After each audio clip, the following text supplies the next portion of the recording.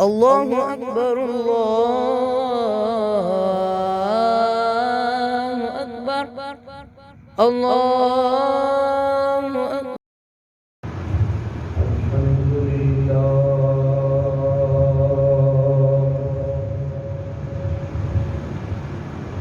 الحمد لله رب العالمين،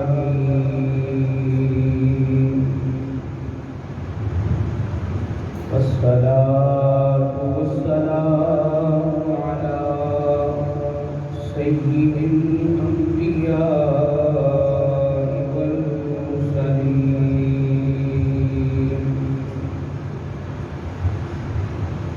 وعلى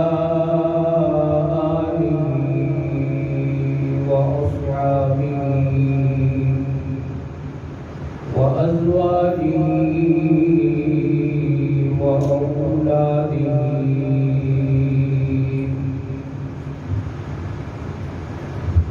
وعلماء أهل سنته وأولياء ملته أجمعين.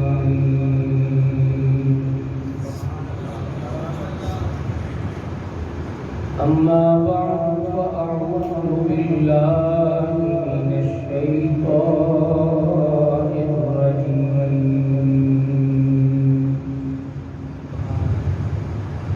بسم الله الرحمن الرحيم.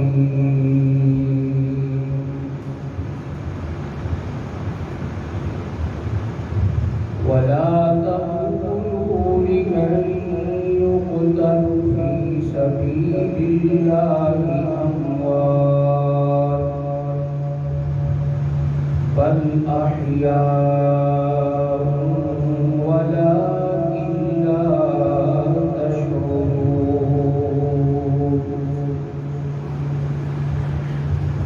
ولنبلونكم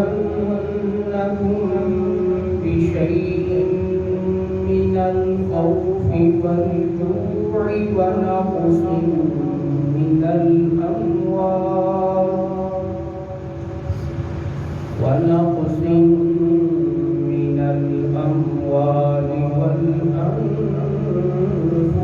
والثمرات،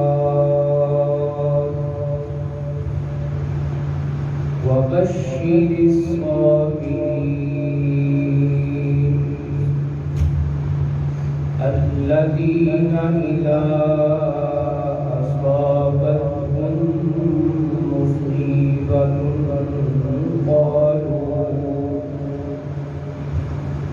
قالوا إنا لله وإنا إليه راجعون. أولئك عليهم صلوات من ربهم ورحمة، وأولئك هم المهتدون.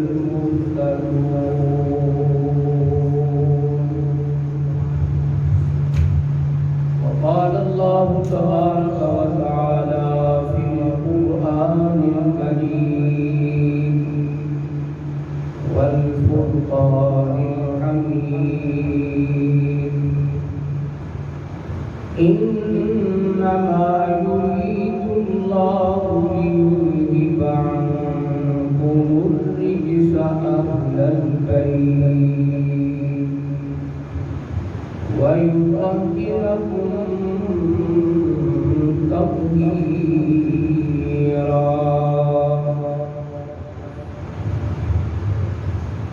قال النبي صلى الله تعالى عليه وآله وسلم: حسين مني وأنا من الحسين. وقال النبي صلى الله تعالى عليه وآله وسلم: إن الحسن والحسين سيدا شباب أهل الجنة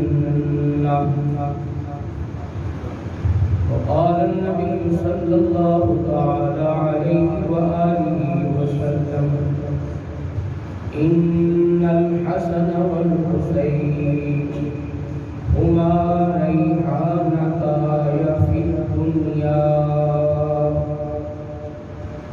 صدق الله مولانا العظيم وصدق رسوله النبي الكريم الأمين ونحن على ذلك لمن الشاهدين والشاكرين والحمد لله رب العالمين.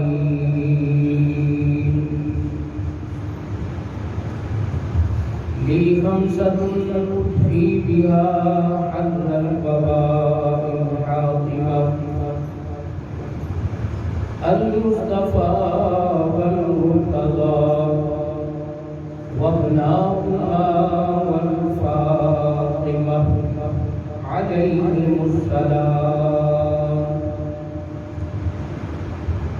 صدیق عکس حسن کمال محمد فاروق ذل جاه جلال محمد عثمان شمع ضیاء جمال محمد حیدر بہار باغ وصال محمد صلی اللہ تعالی علیہ وآلہ وأصحابہ وسلم.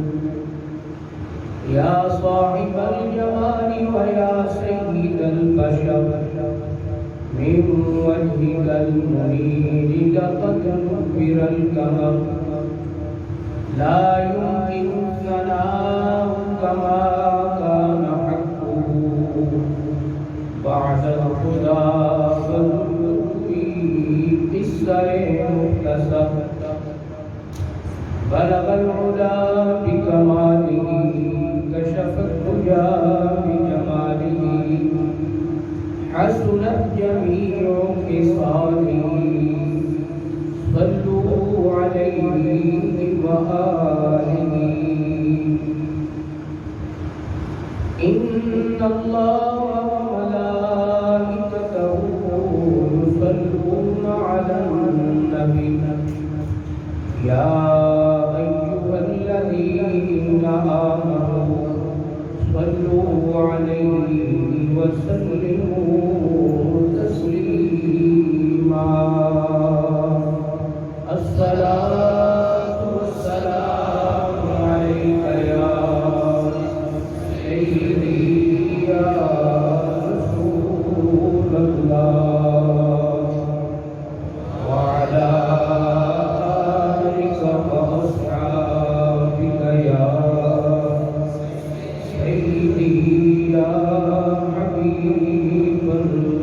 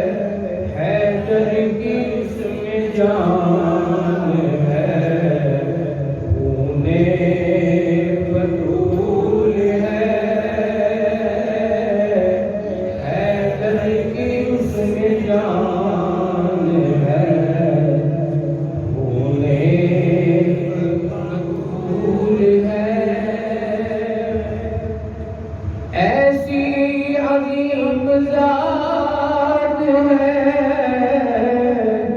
مولا حسین کی، ایسی عظیم ذات ہے مولا حسین کی، جس کے لیے حضور کے سجدوں میں پھول ہے، جس کے لیے حضور کے سجدوں میں پھول ہے،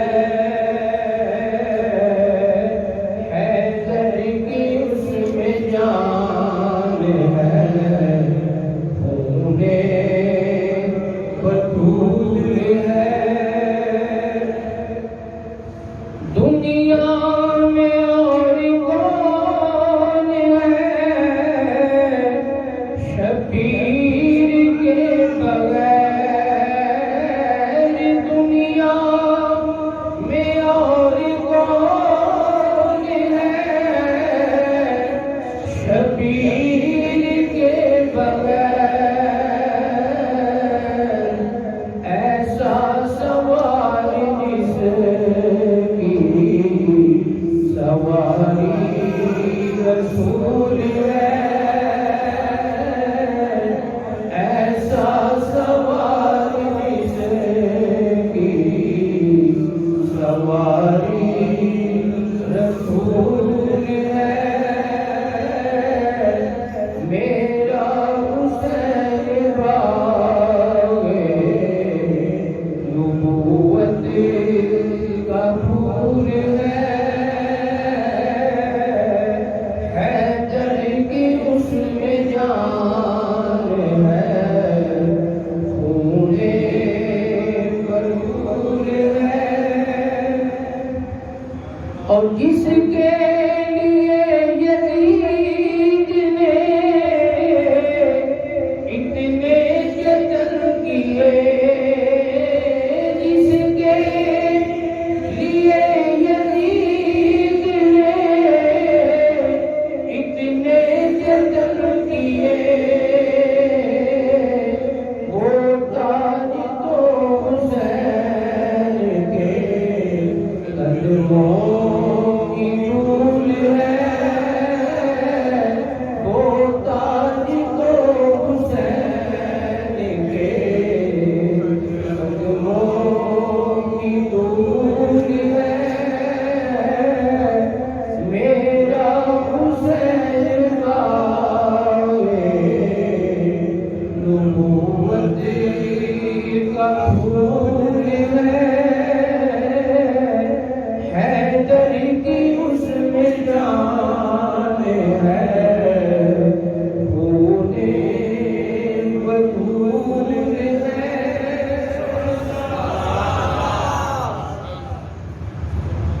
محترم حضرات،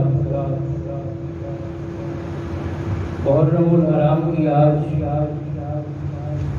11 تاریخ ہے، اور یہ ایام بڑے ہی قدر والے ہیں۔ ان ایام کا ادب و احترام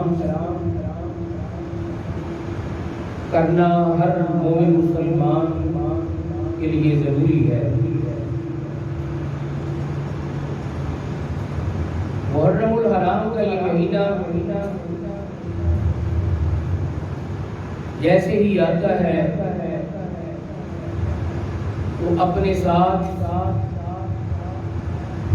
کئی واقعات کو لے کر آتا ہے، اور ہر سال وہ جو واقعات اگرچہ صدیوں یہ پرانے معاملات ہیں، لیکن جیسے ہی محرم شریف آتا ہے ایسے محسوس ہوتا ہے جیسے کل کی بات ہے۔ 10 محرم الحرام اس کو بڑی نسبتیں ہیں انبیاء کرام کے ساتھ، اور پھر یہ زمین و آسمان، عرش و کرسی، اس کی تخلیق اللہ سبحانہ و تعالی نے 10 محرم الحرام کو فرمائی، اور پھر اللہ سبحانہ و تعالی کی یہ قدرت کہ امام عالی مقام سید الشہداء، نواسہ رسول، جگر گوشہ قبول حضرت سیدنا امام حسین رضی اللہ تعالی عنہ اور دیگر اہل بیت اور غلامان اہل بیت کربلا کے میدان میں اسی دن شہید ہوئے۔ حضرات محترم، اہل بیت اطہار یہ وہ مقدس نورانی گروہ اور جماعت ہے کہ جس پر اللہ سبحانہ و تعالیٰ کو بھی ناز ہے اور اللہ کے پیارے محبوب کو بھی ناز ہے، اور ان کی پاکی ستھرائی اللہ سبحانہ و تعالیٰ نے اپنے ذمہ لی۔ اللہ کریم فرماتا ہے انما يريد الله ليذهب عنكم الرجس اهل البيت ويطهركم تطهيرا۔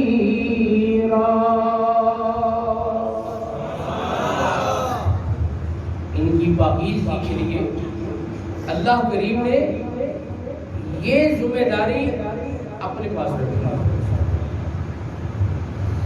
میرے بھائیوں بزرگوں، صحابہ کرام وہ مقدس جماعت ہے اللہ سبحانہ و تعالی نے جن کو اپنے پیارے محبوب کی غلامی کے لیے پیدا فرمایا، اور غلامی کے ساتھ دین اسلام پر اپنی جانوں کا نذرانہ پیش کرنے کے لیے پیدا فرمایا۔ اہل بیت کے ساتھ صحابہ کرام کو جو محبت تھی وہ بھی بدرجہ اولا تھا، اس لیے کہ صحابہ کرام کا ہر عمل وہ سید عالمین صلی اللہ علیہ وآلہ وسلم کے ہر ابرو کے اشارے پر ہوتا تھا۔ سرکار کے عمل کو دیکھتے، آپ کے فرمان عالی شان کو دیکھتے، آپ کے اشارات کو صحابہ کرام سمجھتے اور پھر اپنی زندگی کو اسی کے مطابق ہی ڈالتے، کیونکہ صحابہ کرام وہ جانتے تھے اللہ کریم کا کلام قرآن پاک ان کے سامنے نازل ہوتا تھا، اور وہ اس بات کو بخوبی جانتے تھے کہ رسول کریم صلی اللہ علیہ وآلہ وسلم کا ہر عمل جو ہے وہ اللہ سبحانہ و تعالیٰ کے فرمان کے مطابق، کوئی بات بھی اللہ کریم کے حکم کے بغیر نہیں ہے۔ اور جب میری سرکار جو کام کرتے تو پھر صحابہ کرام بھی وہی عمل کرتے۔ اب غور فرمائیں کہ امام حسنین کریمین طیبین طاہرین کے ساتھ میرے آقا علیہ السلام جو محبت فرماتے، کیا صحابہ کرام نے دیکھا؟ اور پھر ظاہر ہے جب صحابہ کرام دیکھتے تو پھر حسنین کریمین کی محبت اور ان کی نسبت سب کچھ جانتے تھے کہ یہ وہ نورانی گھرانہ ہے کہ جن کے گھر میں جبرائیل علیہ السلام بھی بغیر اجازت کے نہیں آتے ہیں۔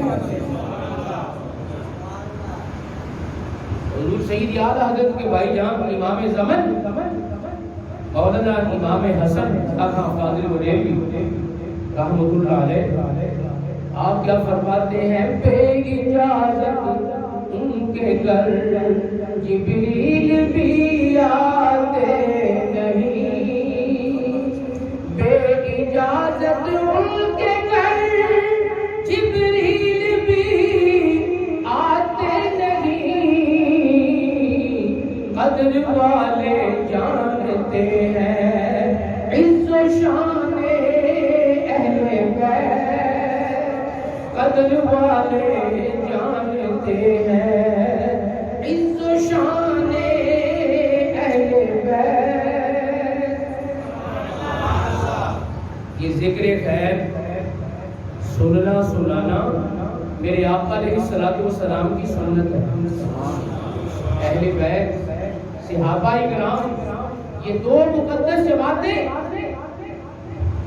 حضرات محترم دنیا میں ایسی عظیم ہوئی ہے کہ اللہ سبحانہ و تعالیٰ فرماتا ہے رضی اللہ عنہم ورضوا عنہ اولئک حزب اللہ الا ان حزب اللہ هم المفلحون۔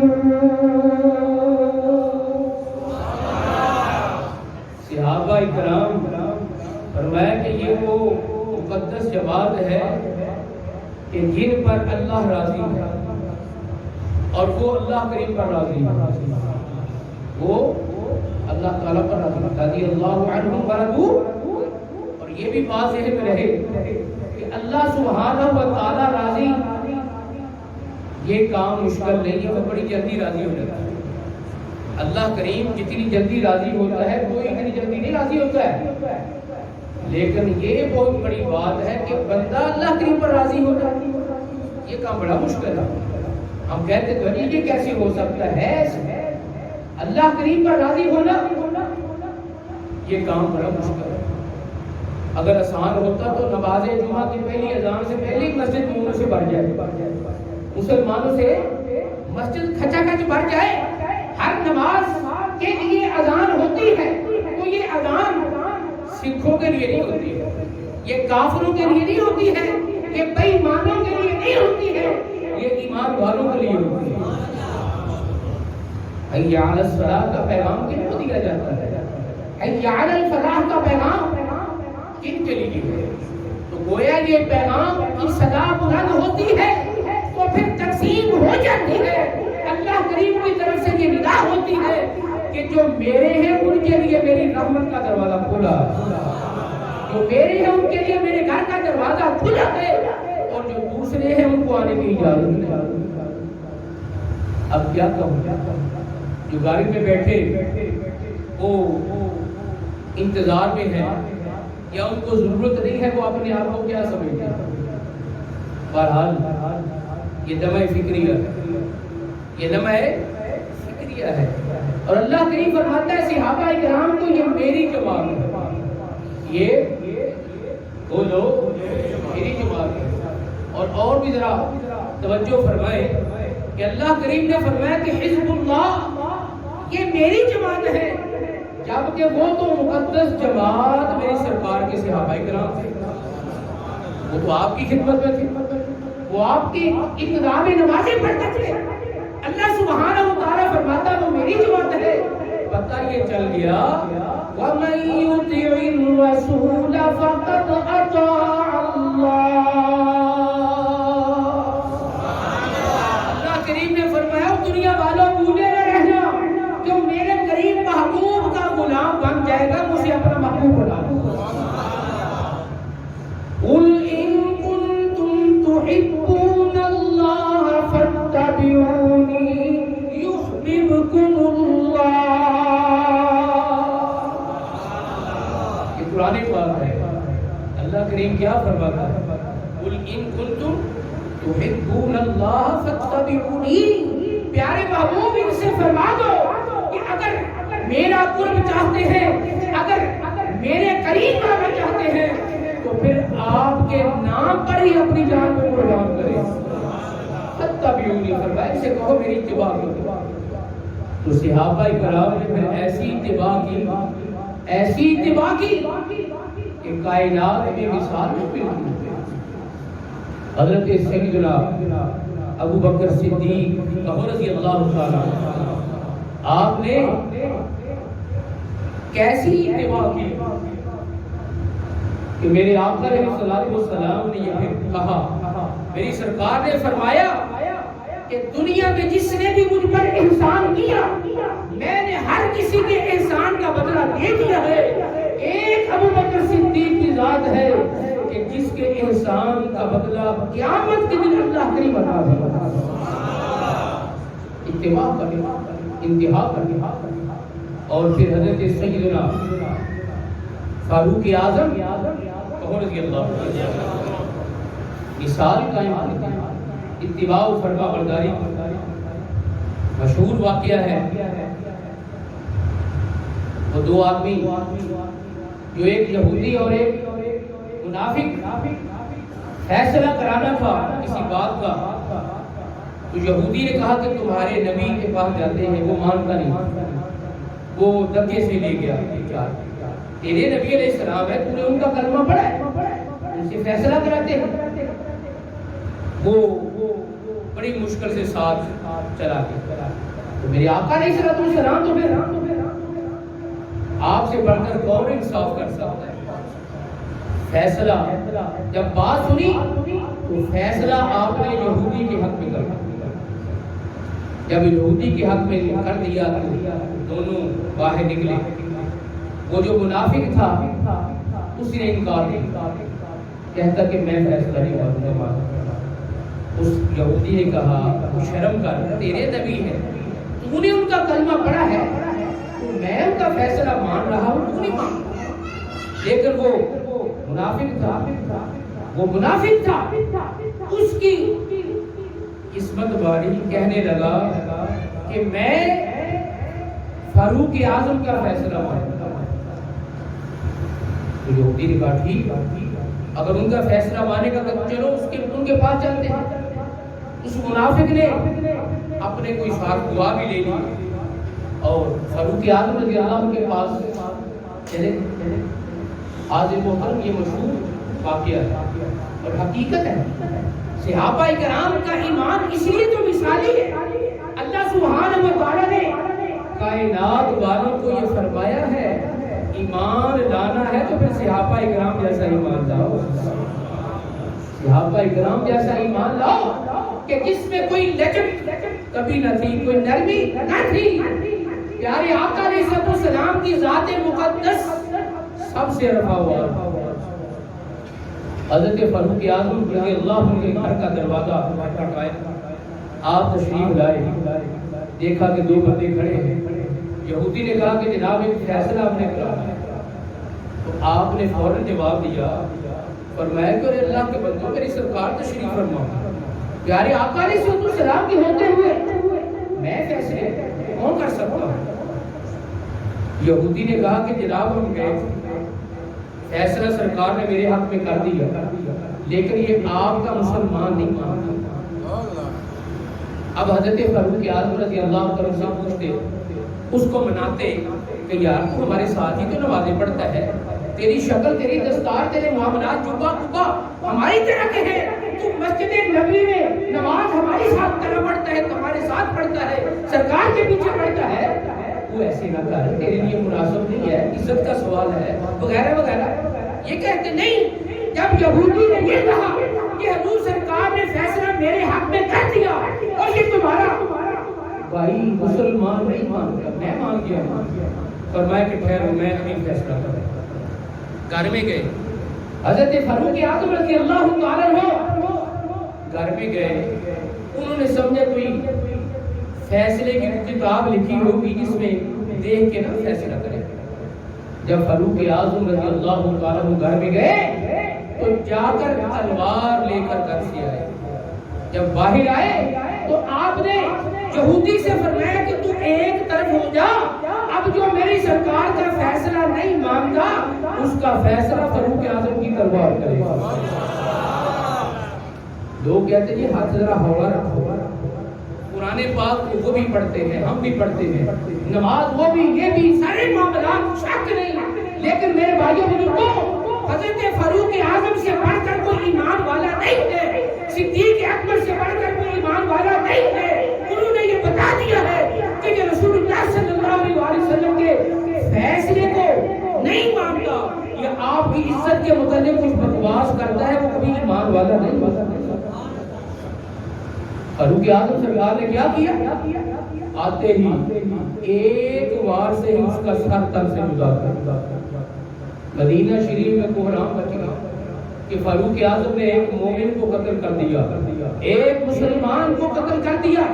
یہ خبر میرے آقا علیہ الصلوۃ والسلام تک پہنچی، بلا لیا گیا فاروق اعظم کو، سرکار کی بارگاہ میں حاضر ہوئے اور حضرت فاروق اعظم رضی اللہ تعالیٰ عنہ سے میری سرکار نے فرمایا کہ پیارے ابو بکر تو نے مومن کو قتل کر دیا۔ تو حضرت فاروق اعظم نے کیا کہا؟ عرض کی یا رسول اللہ، میں نے مومن کو قتل نہیں کیا، میں نے منافق کو قتل کیا۔ کیا دلیل ہے تمہارے پاس؟ نماز تو وہ پیچھے پڑھتا ہے، وہ سارے معاملات تو تمہارے ساتھ کرتا ہے۔ حضرت سیدنا فاروق اعظم رضی اللہ تعالیٰ عنہ کے ایمان کے قربان جائے، میرے آقا علیہ السلام کے ساتھ گفتگو ہو رہی ہے اور جو میری سرکار کے ساتھ وہ گفتگو کر رہے ہیں اس کا ترجمہ سنیوں کے امام نے کیا ہے۔ کیا کیا؟ حضرت فاروق اعظم رضی اللہ تعالیٰ عنہ عرض کرتے ہیں یا رسول اللہ صلی اللہ تعالیٰ علیہ وآلہ وسلم، انہیں جانا انہیں مانا نہ رکھا غیر سے کام، انہیں جانا انہیں مانا نہ رکھا غیر سے کام، للہ الحمد میں دنیا سے مسلمان گیا۔ فاروق اعظم سرکار کا یہ ایمان، عرض کی یا رسول اللہ، میں نے مسلمان کو قتل نہیں کیا، میں نے منافق کو کیا ہے۔ جو آپ کے فیصلے کو نہیں مانتا، یہ نہ تو میری سرکار نے پہلے فرمایا، نہ اللہ کریم کا حکم ہے، یہ تو حضرت فاروق اعظم کے ایمان کا یہ فتویٰ ہے۔ ابھی باتیں ہو رہی تھی تو حضرت جبرائیل علیہ السلام اللہ تعالیٰ کا پیغام لے کر آ گئے۔ اللہ تعالیٰ فرماتا ہے فَلَا وَرَبِّكَ لَا يُؤْمِنُونَ حَتَّى يُحَكِّمُوكَ فِي مَا شَجَرَ بَيْنَهُمْ۔ پیارے محبوب، مجھے تیرے رب کی قسم ہے، جو تیرا فیصلہ نہیں مانے گا وہ کبھی مسلمان ہو سکتا ہی نہیں۔ یہ ہے صحابہ کرام کا ایمان۔ کوئی معمولی ذاتیں ہیں صحابہ کرام؟ حضرت سیدنا عثمان غنی ذو النورین رضی اللہ تعالیٰ عنہ کہ جن کا ایمان اس مقام پر ہے کہ میرے آقا علیہ السلام نے اپنی 2 شہزادیاں یکے بعد دیگر ان کے نکاح میں دے دی، کائنات میں کوئی مثال ہی نہیں۔ اور حضرت سیدنا فاروق اعظم رضی اللہ تعالیٰ عنہ جو اہل بیت کے ساتھ محبت ہے، کئی واقعات، بیت المال میں کچھ سامان آیا، حضرت فاروق اعظم رضی اللہ تعالیٰ عنہ نے تقسیم کیا، اس میں کچھ چادریں تھیں، وہ آپ نے چادریں تقسیم کی تو ایک چادر آپ نے اپنی لیے رکھی، اپنے بیٹے کو دی، تقسیم کی۔ جب آپ دوسری نشست میں تشریف لائے یا جمعہ شریف کے دن آئے، اس چادر کا آپ نے کرتا بنایا ہوا ہے۔ کسی نے اعتراض کیا کہ جناب وہ جو چادریں تھی، ایک چادر کا کرتا تو نہیں بن سکتا، تو آپ نے کیسے بنایا؟ فاروق اعظم رضی اللہ تعالیٰ عدل و انصاف کا بہتر، آپ نے فرمایا کہ بھائی وہ ایک چادر سے کرتا واقعی نہیں بن سکتا تھا، لیکن میرے بیٹے نے اپنی چادر بھی مجھے دے دی، تو میں نے ان دونوں چادروں کا اپنا کرتا بنایا۔ وہ ایسی مثال ہے، آج کوئی بات کرتا ہے حکومت کے اصلاح کے لیے، اس کو غدار وطن سمجھ کر نہ جانے کہاں پہنچایا جاتا ہے۔ یہ مدینہ کی ریاست نہیں، مدینہ کی ریاست یہ ہے کہ اگر وہ کام غلط ہو تو کوئی پاکستان کا شہری بات کرے تو حلیم کے ساتھ بات کو سنا جائے، اس پر عمل کیا جائے۔ یہ فاروق اعظم سرکار کا حال۔ آپ کے پیارے بیٹے نے حضرت عبداللہ رضی اللہ عنہ نے یہ کہا کہ ابو جان جنگیں ہم لڑتے ہیں، اور جب مال غنیمت تقسیم ہونے کی بات آتی ہے تو آپ جتنا حصہ ہمیں دیتے ہیں اتنا ہی حصہ امام حسین کو دیتے ہیں، اتنا ہی امام حسین کو دیتے ہیں، حالانکہ وہ جنگ پر بھی نہیں جاتے، آپ ان کو حصہ پورا دیتے ہیں۔ حضرت سیدنا فاروق اعظم رضی اللہ تعالیٰ عنہ جب بیٹے نے بات یہ کی تو آپ نے فرمایا کہ بیٹے اپنی زبان بند کر، تو ان کا مقابلہ کرتا ہے، اگر تجھ میں جرأت ہے تو پھر حسین کی ماں جیسی ماں کو لا، حسنین کریمین کے باپ جیسا باپ کو لا، پھر تم کا مقابلہ کر۔ یہ کون کہتا ہے؟ فاروق اعظم رضی اللہ عنہ۔ یہ کیوں کہتے ہیں؟ اس لیے کہ انہوں نے دیکھا کہ امام الانبیاء صلی اللہ تعالی علیہ وآلہ وسلم خطبہ ارشاد فرما رہے ہیں جمعہ شریف میں، اور اس دوران حسنین کریمین طیبین طاہرین وہ مسجد شریف میں آئے، مسجد میں آئے اور مسجد کے صحن میں وہ لڑکھڑاتے ہوئے آ رہے ہیں۔ میرے آقا علیہ السلام جمعہ شریف کا خطبہ ارشاد فرما رہے ہیں، اور خطبہ ارشاد فرما رہے ہیں، صحابہ کرام کی توجہ میرے آقا علیہ السلام کی طرف ہے، تو کیا دیکھا کہ اجتماع ہے صحابہ کرام، مسجد شریف بڑی ہوئی ہے، تو ایسے میں میرے سرکار منبر سے نیچے اتر آئے، خطبہ بھی چھوڑ دیا۔ صحابہ کرام حیران کہ پیارے آقا علیہ السلام خطبہ چھوڑا، منبر سے نیچے اتر آئے، بات کیا ہے؟ جب دیکھا صحابہ کرام نے تو میرے آقا علیہ السلام کی نظر مبارک باہر صحابہ کرام دیکھ رہے ہیں، تو کیا دیکھا کہ دو نور کی تصویریں آ رہی ہیں، دو نور کی تصویریں آ رہی ہیں، میرے آقا علیہ السلام کھڑے ہیں، اور جب دونوں قریب آئے تو آپ نے دونوں کو آغوش میں لیا، ایک طرف اٹھا لیا، دوسری طرف حضرت امام حسن اور حضرت امام حسین، اور فرمایا کہ پیارے صحابہ تم سوچ تو رہے ہوگے کہ میں نے یہ عمل کیوں کیا، کیسے کیا؟ فرمایا کہ جب یہ میرے پیارے شہزادے نواسے آ رہے تھے تو یہ ڈگمگا رہے تھے، تو مجھ سے برداشت نہ ہوا، مجھ سے برداشت نہ ہوا، میں نے منبر چھوڑا، خطبہ چھوڑا، اور میں نے ان کو سنبھالنے کے لیے آگے بڑھا۔ تو پھر کیا ہوا؟ امام حسین سرکار نے گویا اپنے نانا جان کی بارگاہ میں عرض کی، یا رسول اللہ اگر آج میں ڈگمگا رہا تھا تو آپ نے میری خاطر منبر چھوڑا ہے، میری خاطر خطبہ چھوڑا ہے، ایک دن آئے گا کہ جب آپ کا یہ دین ڈگمگائے گا تو پھر میں آپ کے دین کی خاطر مدینہ بھی چھوڑوں گا، مکہ بھی چھوڑوں گا، سب کچھ چھوڑ کر کربلا کے میدان میں پہنچا۔ اللہ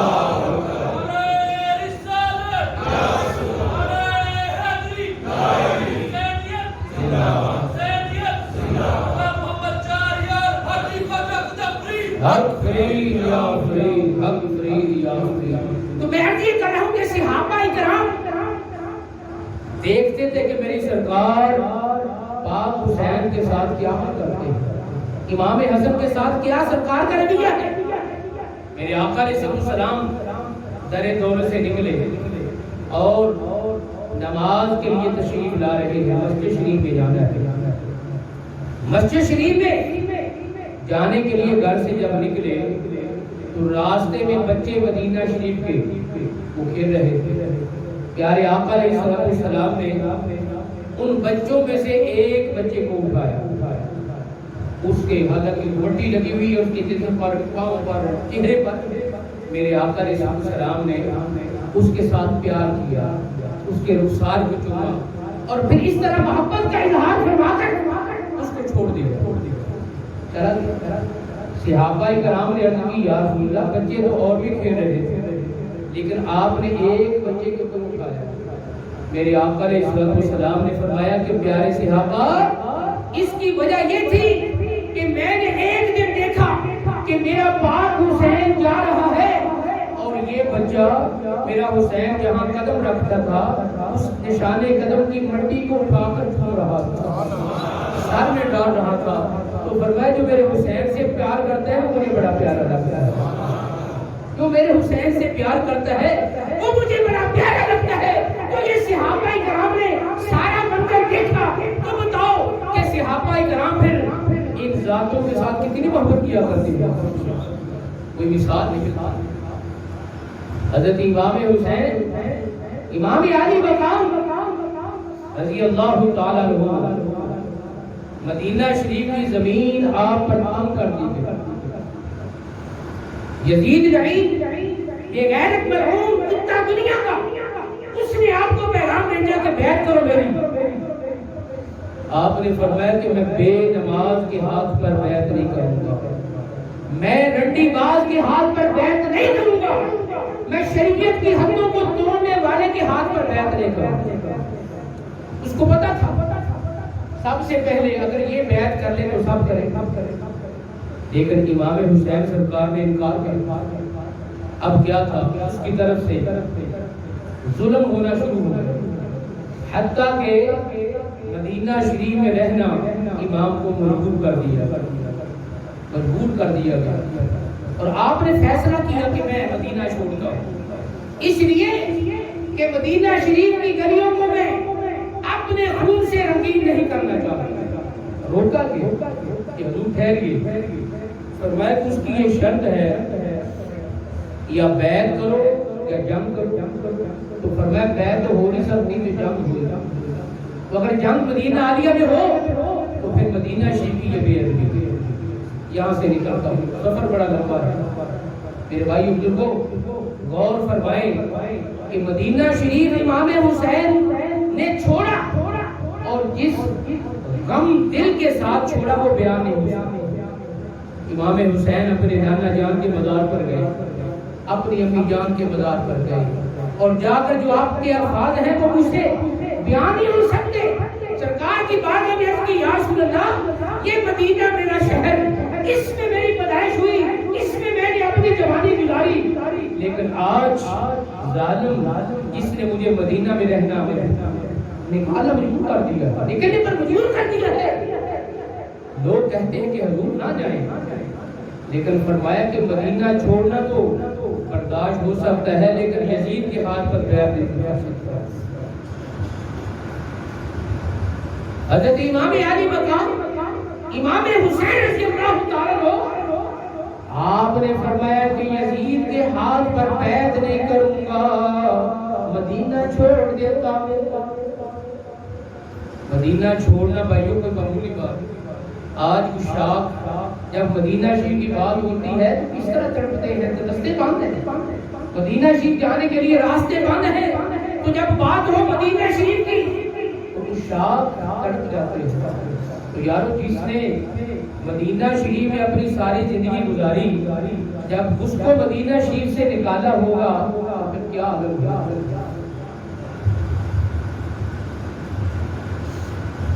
میرے بھائیوں بزرگوں ذکر امام علی مقام امام حسین رضی اللہ تعالیٰ سننے والوں سنانے والوں، میرے پاک حسین کا یہی پیغام ہے کہ پکا حسینی وہ ہے جو 5 وقت کی نماز پڑھے، جو 5 وقت کی کچھ ہی بنے سر 5 وقت کی نماز پڑھے گا۔ اور پھر حضرت سیدنا ابو ہریرہ رضی اللہ تعالیٰ آپ اس حدیث پاک کے راوی ہیں، فرماتے ہیں کہ میں نے دیکھا کہ حضرت امام علی مقام آ رہے ہیں، چھوٹی سی عمر ہے، میرے آقا علیہ السلام کھڑے، جیسے ہی حضرت امام حسین سرکار کے قریب آئے تو آپ نے امام حسین کے ہاتھوں کو پکڑا اور فرمایا کہ حسین چڑھتے آؤ۔ اب امام حسین رضی اللہ تعالیٰ عنہ اپنے ننھے قدموں کے ساتھ امام الانبیاء کے جسم پر چڑھتے آ رہے ہیں۔ حضرت ابو ہریرہ فرماتے ہیں کہ میری آنکھوں نے دیکھا، میرے کانوں نے یہ سارا منظر سنا، سرکار فرما رہے ہیں اور وہ جسم اطہر جس پر کبھی مکھی بھی نہیں بیٹھ سکتی ہے، وہ جسم اطہر کہ جس کی تسبیح اللہ سبحانہ و تعالیٰ اٹھاتا ہے، وہ جسم اطہر کہ جس گلی محلوں میں ان کے قدم رکھ گئے ہیں اللہ سبحانہ و تعالیٰ ان گلیوں کی تسبیح اٹھا رہا ہے۔ اور کیا ہے اس جسم اطہر پر امام حسین قدم لگا لگا کر چڑھتے جا رہے ہیں، جس طرح سیڑھی پر چڑھتے ہیں۔ اور میری سرکار فرماتے ہیں حسین چڑھتے جا، یہ جو چڑھایا جا رہا ہے امام حسین کو، یہ امتحان کی تیاری کرائی جا رہی ہے، یہ ایک امتحان کی تیاری کرائی جا رہی ہے کہ جو کربلا کے میدان میں امام حسین پر امتحان ہوگا، اللہ کریم کی بارگاہ میں تیرے اور میرے آقا علیہ السلام نے یہ کہا ہے کہ مولا امتحان تیرا حضرت کے بڑا سخت ہے، لیکن اس امتحان کے لیے میں طالب علم حسین تیار کروں گا، حسین تیار ہوگا۔ امام عالی مقام کو میرے آقا علیہ السلام نے کبھی کندھوں پر بٹھایا، کبھی اپنی آغوش میں لیا اور کبھی اپنی پشت پر بٹھایا، کبھی میرے بھائیوں بزرگوں کی انہوں نے زبان ڈال رہے ہیں، کبھی امام حسین کی زبان اپنے منہ میں لے رہے ہیں، تو یہ سب کچھ کیا ہو رہا ہے؟ اللہ کریم فرماتا ہے قرآن پاک میں وَلَنَبْلُوَنَّكُمْ بِشَيْءٍ مِّنَ الْخَوْفِ وَالْجُوعِ وَنَقْصٍ مِّنَ الْأَمْوَالِ وَالْأَنفُسِ وَالثَّمَرَاتِ۔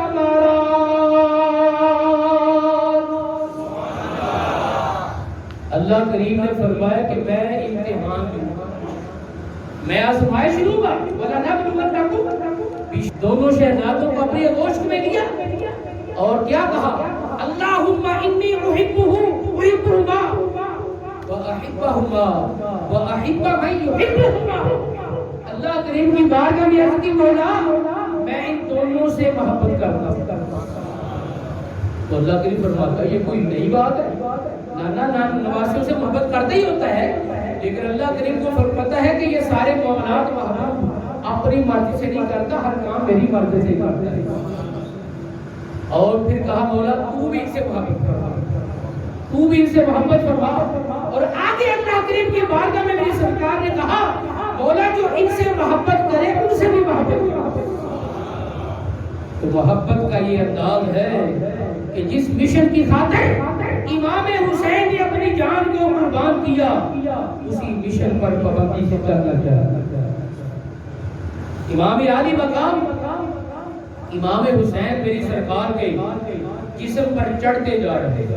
حضرت ابو ہریرہ فرماتے ہیں کہ میں نے دیکھا کہ امام الانبیاء کا سینہ مبارک اور امام حسین کے قدم کہہ دیجیے سبحان اللہ۔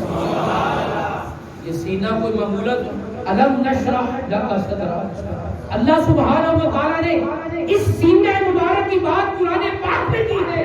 جب امام الانبیاء کے سینے پر امام حسین کے قدم آ گئے، منہ مبارک سرکار کے سامنے ہو گیا، تو حضرت ابو ہریرہ فرماتے ہیں کہ سرکار نے فرمایا پیارے شہزادے منہ کھولو، منہ کھولو۔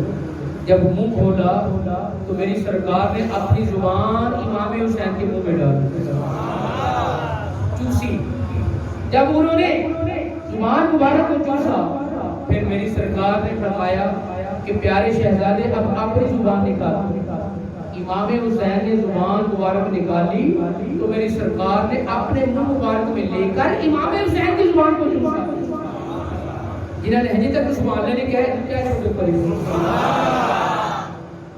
بات کو ذہن میں رکھیں، یہ نانے نواسے کی محبت مجبوری نہیں ہے، بلکہ اللہ کریم نے فرمایا کہ میں آزمائش لوں گا، امتحان لوں گا، خوف کا پیپر ہوگا۔ مجھے بتاؤ کربلا کے میدان میں جو خوف اللہ ہوگا کہ مستورات خیموں میں ہے، آگ جلا دی گئی ہے، خیموں کی حفاظت بھی امام حسین کرے، اپنے غلاموں کی حفاظت بھی امام حسین لجپال کریم کرے۔ نہ رات کو آرام ہے نہ دن کو آرام ہے، خوف کی انتہا ہے۔ والجوع فرمایا کہ بھوک سے میں امتحان کیا، مدینہ شریف سے جب سے گلے ہیں نہ ہی کبھی رج کر روٹی کھائی اور نہ ہی پانی پیا۔ پھر کربلا کے میدان میں تو آپ جانتے ہیں، میں بات کو ذرا جلدی جلدی کرتا ہوں کیونکہ یہ تو ختم ہونے والا ذکر نہیں ہے۔ اللہ کریم فرماتا ہے کہ بھوک سے میں امتحان لوں گا، وَنَقْصٍ مِّنَ الْأَمْوَالِ، فرمایا کہ مالوں کے نقصان سے امتحان لوں گا۔ اب مجھے یہ بتاؤ کہ جو امام الانبیاء کی مسلط کو چھوڑ کر جسے مجبور کر کے کربلا کے میدان میں لایا گیا، اس سے بڑا مال کا نقصان ہو کیا ہو سکتا؟ کسی نے شاہ سے پوچھا کہ وطن کیا ہے،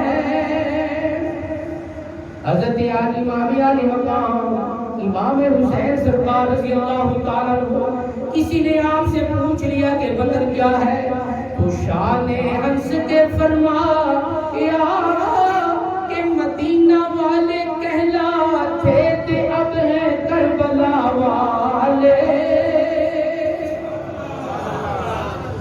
میرے بھائی بزرگوں، اب کیا ہے یہ پانچ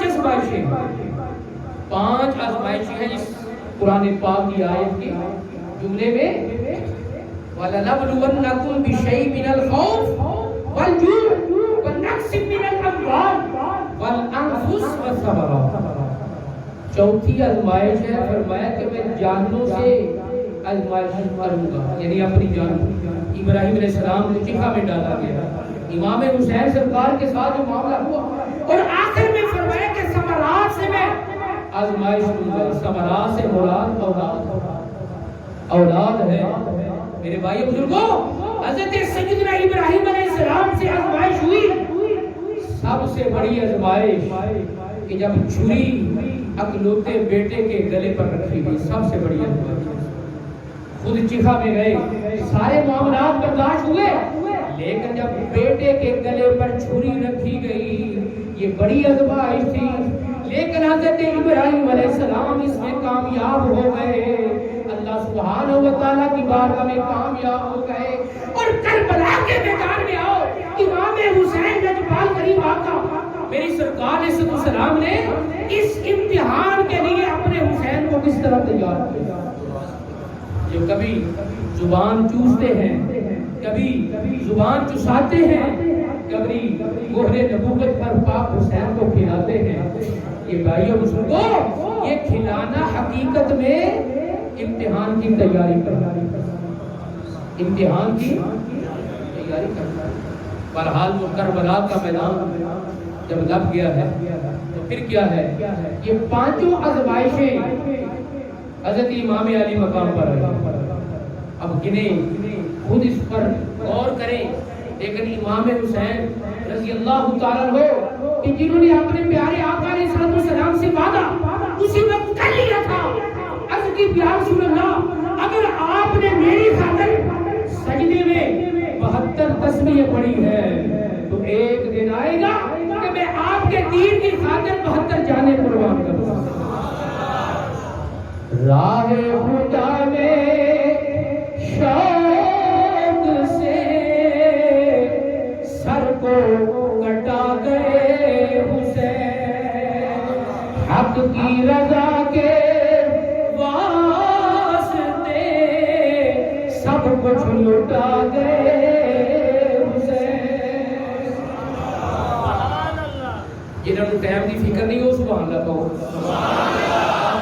کیونکہ میں اپنی مرضی نے گل کرنی، آج ذکر حسین۔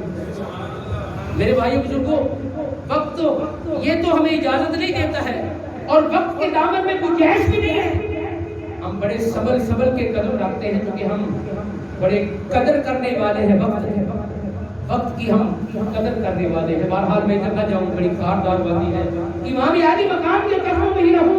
میرے بھائی بزرگوں، امام حسین لجپال کریم آقا صلی اللہ تعالی علیہ وسلم کے پیارے نواسے سرکار علیہ السلام نے اپنے شہزادے کو اس طرح اپنے جسم پر چڑھایا، کندھے پر بٹھایا۔ صحابہ کرام فرماتے کہ ہم دیکھتے امام حسین امام الانبیاء کے کندھوں پر بیٹھ کر زلف عنبرین کو لگام بنا لیتے ہیں۔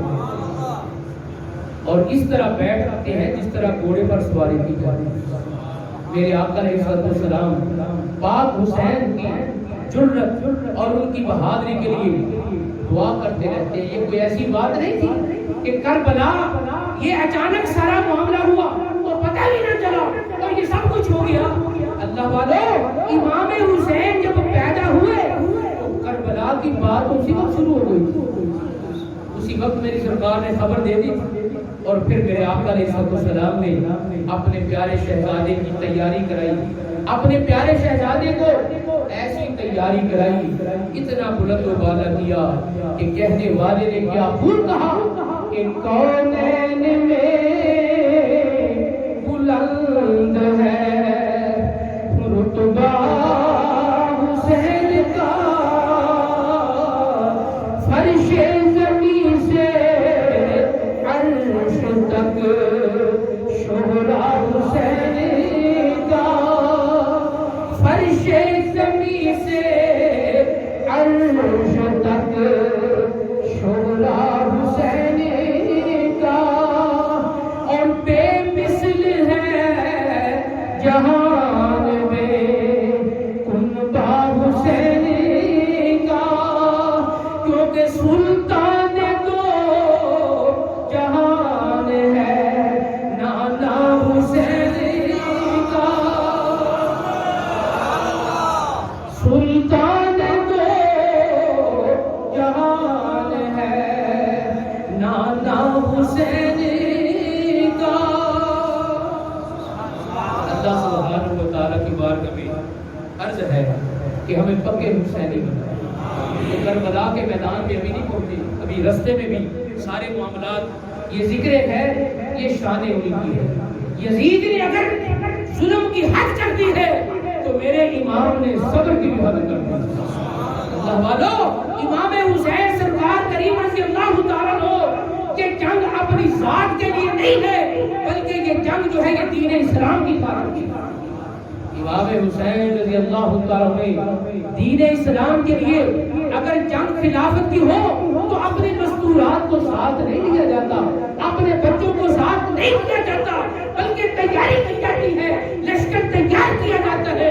امام حسین نے کائنات والوں کو یہ بتا دیا ہے کہ یہ دین اسلام کی جنگ ہے، آج دین کو خطرہ ہے، تو فرمایا کہ میں ایمان کے شجرہ نوری میں اپنی اور اپنی آل کا خون ڈال کر اس درخت کو ہرا بھرا کرنا چاہتا ہوں۔ کائنات والوں نے دیکھا ہے کہ یزید لعین دنیا کا کتا، اس کے 14 بیٹے تھے، سب فی النار ہو گئے۔ کوئی بتائے کہ آج اس کی قبر کہاں ہے؟ یزید کتے کی کہاں قبر ہے؟ اس یزیدیوں کی کہاں قبر ہے؟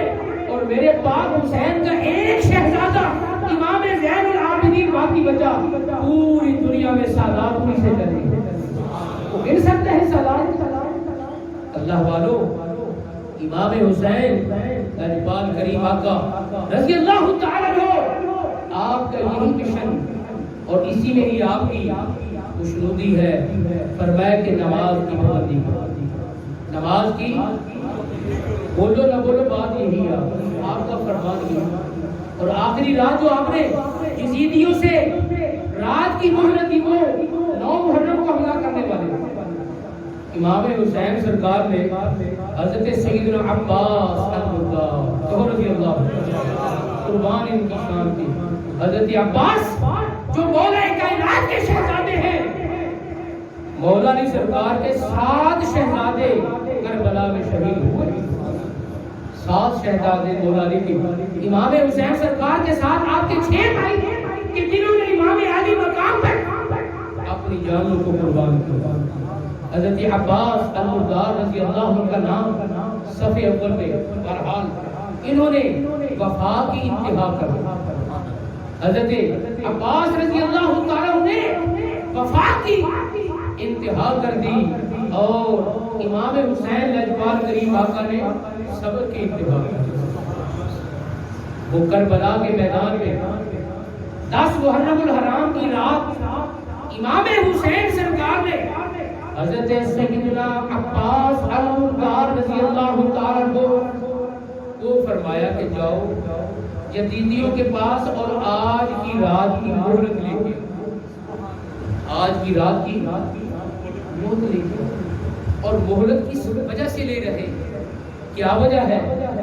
وہ وجہ میرے خیال رہنے دیتا ہوں، وہ وجہ کوئی شاید ذہن میں یہ نہ آ جائے معاذ اللہ کہ کہیں جانے کی بات ہے یا کوئی اور بات ہے۔ صرف میں یہ بتاتا ہوں، پھر انشاءاللہ ایک تفصیلی گفتگو اسی پر۔ میرے پاک حسین نے کہا میرا دل چاہتا ہے کہ آج رج رج کے میں اللہ کریم کی عبادت کروں، رج رج کے میں اللہ کریم کی عبادت کروں۔ حضرت سیدنا عباس المرداد رضی اللہ تعالیٰ عنہ آپ گئے تو بہرحال یہ معاملہ طے ہوا۔ میرے بھائیو بزرگوں، حضرت عباس المرداد رضی اللہ تعالیٰ عنہ اگر وفا کی مثال دی جائے تو حضرت عباس کا نام آتا ہے، اگر صبر کی بات کہی جائے تو پاک حسین کا نام آتا ہے۔ اسی نے کیا خوب کہا ہے کہ وفا کی آخری منزل کا نام ہے عباس، وفا کی آخری منزل کا نام ہے عباس، کمال صبر و رضا کو حسین کہتے ہیں،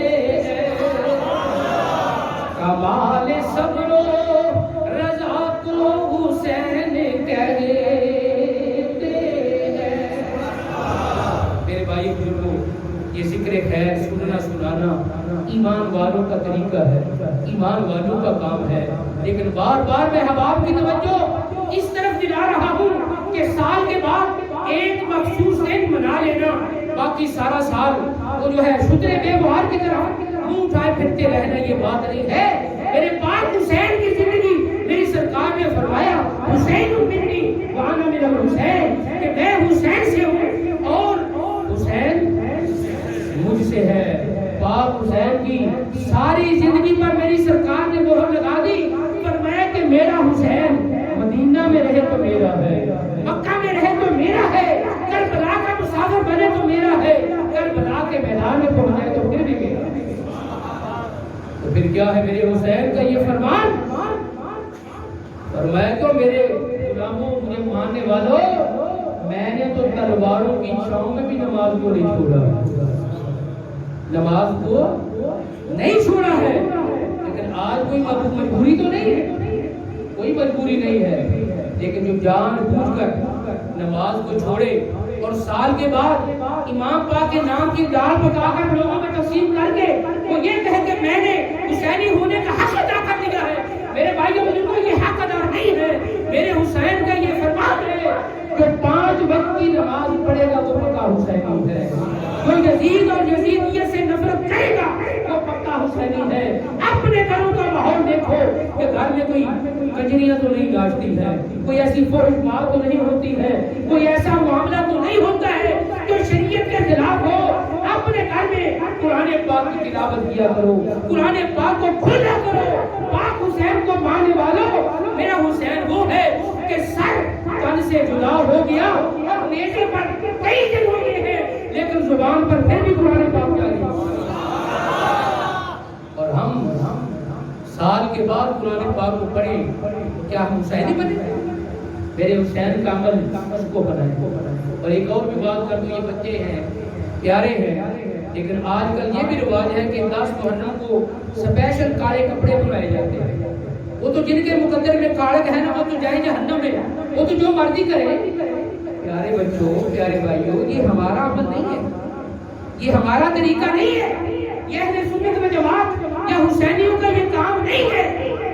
یہ تو کایا وہ ان کا ہو جن کو اللہ کریم طرف سے یہ سزا ہے، اور صحابہ کرام کی گستاخی کی وجہ سے ان کو یہ سزا ہے کہ وہ اپنے آپ کو قتل کرتے ہیں، اپنے آپ کو جہنم رسید ہوتے ہیں، جائے جہنم میں، ہمیں ان کے ساتھ کوئی سروکار نہیں۔ ہم حسینی ہیں، ہم کیا ہے؟ حسینی کردار کا۔ ہم کوئی جنگ تو پڑھ نہیں سکتے، تلوار تو پکڑ نہیں سکتے، کم از کم اپنے آپ کی اپنی ذات پر تو حسینی رنگ چڑھا رہے، اپنے ذات پر تو یہ پوچھنے والے کو پوچھنا نہ پڑے 10 کو رنگ یار کالے کپڑے پہنے کیڑی جماعت؟ اگر یہ کو پوچھے گا تو مجھے بتاؤ، شرم والی بات تو کتنی اچھی بات ہے کہ اپنا رنگ ڈھنگ کردار ایسا بناؤ کہ دیکھنے والا بغیر پوچھے سوچے یہ حسینی ہے، یہ حسینی ہے۔ اللہ کریم ہمیں حسینی بننے کی توفیق عطا فرمائے۔ وآخر دعوانا